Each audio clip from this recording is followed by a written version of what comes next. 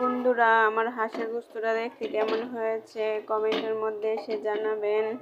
আমি হাঁসটাকে একটু পুড়ে নিচ্ছি যেন হাঁসটা ছোট ছোট রুমগুলা থাকে এইগুলা যেন পুড়ে যায়। আর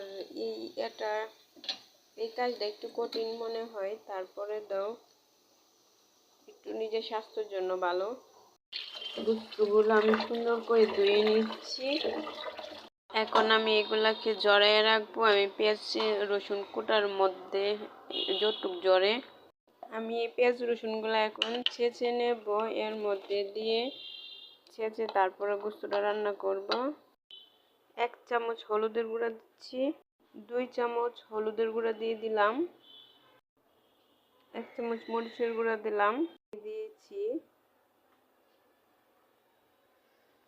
পরিমাণ মতো কাঁচা জিরা বাটা দিলাম, ভাজা সজের গুঁড়া দিয়ে দিয়েছি 2 চামচ, আদা বাটা দিয়ে দিচ্ছি পরিমাণ মতো। আমি বাগাটার মধ্যে প্রথম 2টা শুকনো মরিচ দিয়ে দিয়েছিলাম, এখন এলাচি দারচিনি দিয়ে দিচ্ছি, মেথি আর আদা কুচি দিচ্ছি। এগুলো দিলে সুন্দর একটা ঘ্রাণ আসে। গোলমরিচ দিয়ে দিচ্ছি, দেখে পরিমাণ মতো নুন দিয়ে দিচ্ছি। যখন ভাজা হয়েছে আমি যে ছেঁচে রাখছিলাম পেঁয়াজগুলা, এগুলো দিয়ে দিচ্ছি। পরিমাণ কমই দিয়েছি, পরে তো গোস্তের মধ্যে দিব। পেঁয়াজগুলো যখন ভাজা হয়েছে আমি তখন মশলাটাকে ঢেলে দিয়েছি। মশলাটা কষানো শেষ, এখন আমি গোস্তগুলোকে ঢেলে দিচ্ছি। কাঁচামরিচ আর তেজপাতা দিয়ে দিচ্ছি। যে পেঁয়াজগুলো আমি ছেঁচে রেখেছিলাম এই সম্পূর্ণ পেঁয়াজ এখন আমি দিয়ে দিচ্ছি।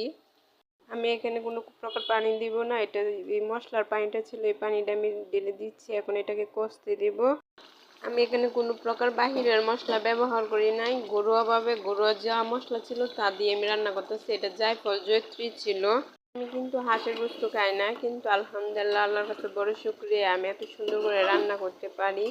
এটা আল্লাহর কাছে সবচেয়ে আর আমি যখন রান্না করতেছিলাম এত সুন্দর গন্ধ আসছে, আমি যখন খাই তখন আমার কাছে পচা একটা গন্ধ লাগে, তার জন্য আমি খাইতে পারি না হাঁসের গোস্ত আর কাশের গোস্ত। এই দুটো গোস্তের মধ্যে আমার অ্যালার্জি গন্ধের জন্য।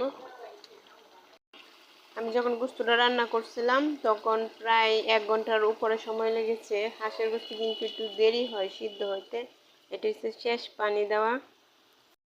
তরকারির মধ্যে আমি তেল কম দিয়েছি, আর আমি চেষ্টা করি যত তেল কম খাওয়া যায়। তেল কম খাওয়া শরীরের জন্য ভালো।